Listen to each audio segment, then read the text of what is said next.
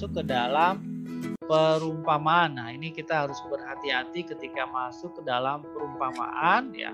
Karena kalau bicara tentang perumpamaan ya, yang pasti pertama ya, kita tidak boleh mengasumsikan bahwa perumpamaan itu merupakan sejarah atau kisah yang sungguh-sungguh terjadi. Ini saya tanda kutip dulu ya. Kisah yang sungguh-sungguh terjadi, karena nanti berkaitan dengan poin sebelahnya nih, setting yang digunakan.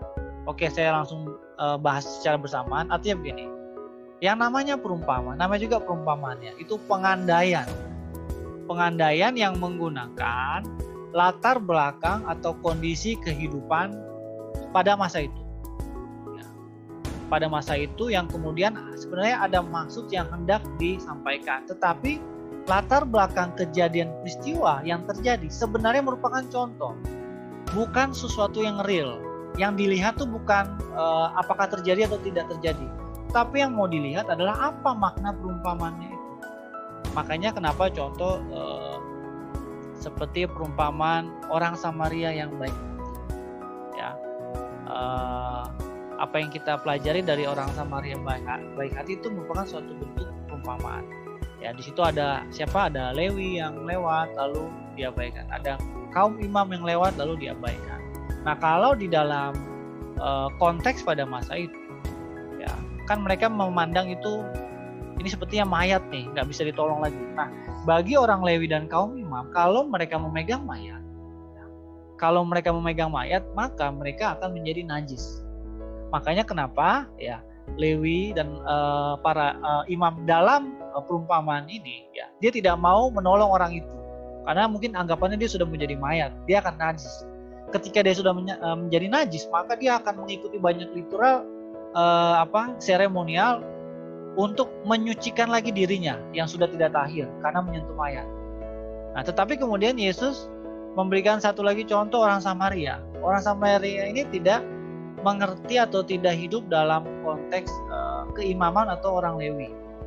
Tapi dia menolong orang itu. Nah, apa yang mau ditunjukkan dari makna kisah ini adalah kemanusiaannya, humanismenya. Nah, pada masa Yesus, Taurat ya diawali oleh Ezra sebelum pasca mereka balik dari pembuangan, itu terjadi pergolakan di mana Taurat kembali ditegakkan. Ketika Taurat kembali ditegakkan, durasi waktu sampai Yesus datang itu muncul berbagai macam aliran dalam kelompok Yahudi. Ya, kita sudah tahu ada Farisi, ada Saduki, bahkan ada Eseni, ada orang Zelot dan segala macam. Nah, berangkat dari keterbuangan mereka dari Babel dan mereka kembali lagi, mereka seperti tidak mau lagi mengulangi kesalahan. Oleh karena mereka tidak mau mengulangi kesalahan, maka mereka semakin giat pada Taurat. Saking giatnya sama Taurat, akhirnya banyak sekali hukum-hukum yang dibuat untuk mengelilingi Taurat itu sendiri, untuk memagari Taurat itu. Ketika dibuat banyak sekali pagar terhadap Taurat, pada akhirnya apa? Jatuh pada yang namanya legalisme.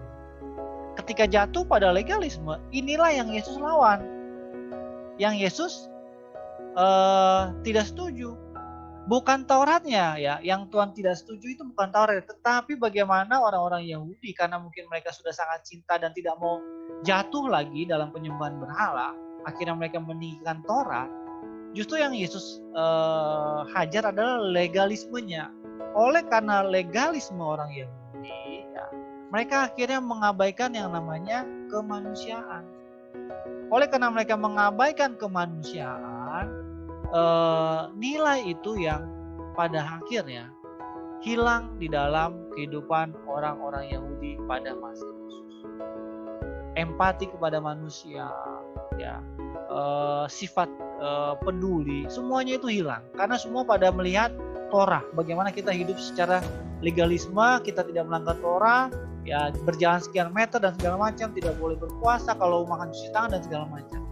Sementara kita lihat ya, bagaimana Yesus bahkan banyak melanggar bagian-bagian yang sesungguhnya itu bukan esensi Torah, tetapi dijadikan sebagai seolah-olah itulah Torah atau Taurat oleh orang-orang Yahudi, yang pada akhirnya menyiksa orang-orang yang bukan kelompok mereka. Belum lagi ditambah kelompok Saduki yang haus akan kekuasaan, yang pada akhirnya mereka yang memegang tampuk kepemimpinan bersama dengan penguasa Romawi. Nah, bagian-bagian inilah yang Yesus hajar. Jadi perumpamaan ini menunjukkan bahwa humanisme itu ditinggikan kembali, kemanusiaan itu ditinggikan kembali. Ya, artinya pesannya apa dari perumpamaan ini? Ya, kalau ada orang yang menderita seperti itu, tolonglah. Bukan masalah kemudian nanti Anda tahir atau tidak tahirnya, bukan di situ. Tetapi makanya kan di dalam Injil Yesus bilang apa? Kasihilah sesamamu manusia seperti dirimu sendiri. Ini merupakan kesimpulan yang kuat terhadap praktik kehidupan Yesus yang menghajar legalisme orang Yahudi. Nah, kira-kira itu adalah contoh dari non-historical ya. Artinya itu tidak benar-benar terjadi, tetapi settingannya di sampingnya itu persis seperti itu keadaannya. Ya, tetapi bukan benar-benar terjadi. Ya, bisa dipahami ya maksud dari perumpamaan ini. Lalu kita juga harus hindari alegoris ya. Nah, salah satu yang terkenal itu Agustinus ya. Agustinus itu membuat alegoris terhadap kisah ini ya. Dia bilang bahwa penjahat yang melukai orang itu adalah setan ya. Lalu kemudian dia bilang bahwa Yerusalem adalah surga. Lalu dia juga sampaikan Yeriko adalah bulan. Lalu dia sampaikan juga bahwa para imam dan kaum Lewit merupakan mereka-mereka yang terlibat pelayanan di dalam perjanjian lama. Jadi semua elemen perumpamaan itu dialegoriskan. Dan itu keliru. Karena kalau bicara tentang perumpamaan ya, memang ada detil-detil yang harus kita perhatikan. Tapi maknanya itu tidak bisa diambil secara alegoris. Ya, ini contoh yang keliru ketika Augustinus menarik alegoris yang berlebihan daripada kisah ini. Lalu yang berikutnya adalah big picture-nya apa? Maksudnya gambaran besar daripada perumpamaan itu apa? Poin pentingnya apa gitu. Jadi jangan sampai kita tidak tahu big picture atau message utama dari perumpamaan itu. Karena kita lihat detail, tapi kita lupa message utamanya apa.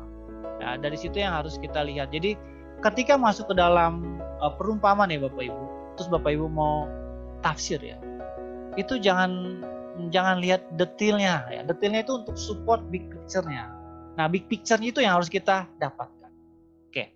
Lalu yang setting sudah, yang berikutnya pahami simbol. Nah, perhatikan juga simbol-simbol di dalam perumpamaan. Ya, contoh simbol-simbol yang umum, contoh ya Yesus ada banyak memberikan simbol tentang Allah ya. Bahwa Allah itu disimbolkan dengan Bapa, sebagai hakim, sebagai raja, sebagai gembala. Nah, itu adalah simbol-simbol untuk Allah. Nah, itu yang harus kita ketahui. Jangan sampai kita miss untuk simbol-simbol dalam perumpamaan. Lalu juga ada juga simbol-simbol yang umum seperti bangsa Israel ya. Bangsa Israel itu seringkali disimbolkan sebagai suatu pohon ya. Pohon ara, lalu sebagai anak, sebagai anggur ya, atau ladang anggur ya. Nah, itu merupakan simbol-simbol dalam perumpamaan yang sebenarnya kita nggak bisa artikan lebih, karena simbol itu dipahami sebagai itu saja. Nggak lebih dari itu. Jangan sampai kita pahami Bapak itu artinya kita adalah Bapak yang karena kita Bapak. Nah, nggak seperti itu. Tetapi satu kuncinya ketika bicara tentang satu perumpamaan seperti yang kisah anak yang hilang ya, itu bicara tentang bagaimana figur Allah Bapak itu sendiri yang diwakili oleh Bapak itu. Nah, Bapak itu ketika dia datang, dia sambil berlari. Nah, di dalam konteks pada masa itu, bagi seorang bapak yang mempunyai image senior ya, biasanya ketika dia menghampiri keluarganya, itu dia akan berjalan dengan penuh wibawa. Dia akan berjalan dengan penuh wibawa, dia akan menghampiri anaknya dengan jalan seperti penuh wibawa. Tetapi apa yang terjadi di dalam perumpamaan ini, bapaknya lari, betul ya? Nah, ini merupakan contoh penekanan, berarti di sini kita bisa melihat adalah ada message utama bahwa Allah Bapa ya itu sungguh-sungguh sangat mencintai anak-anaknya. Sangat mencintai anaknya. Oleh karena itu dia tidak perlu kewibawaannya untuk dihampiri. Dia kejar gitu loh. Dia hampiri dengan lari. Nah, ini yang menjadi support dari makna besar tentang image Allah Bapa itu sendiri. Terlepas dari kisah ini ditafsirkan juga dengan bagian definisi yang berbeda, tapi saya mau fokus kepada image Bapa yang berlari. Nah, ketika dia berlari itu menunjukkan simbol Allah Bapa yang penuh kerendahan hati, penuh cinta dan kasih menyambut anak-anaknya. Nah, kira-kira itu message-nya untuk kita juga bisa kita ambil.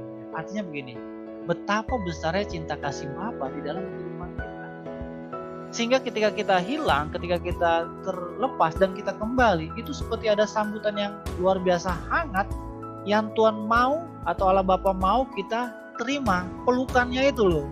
Sampai dia harus berlari ya. Kira-kira itu gambaran karakter Allah Bapa yang penuh kerendahan hati dan penuh cinta kasih.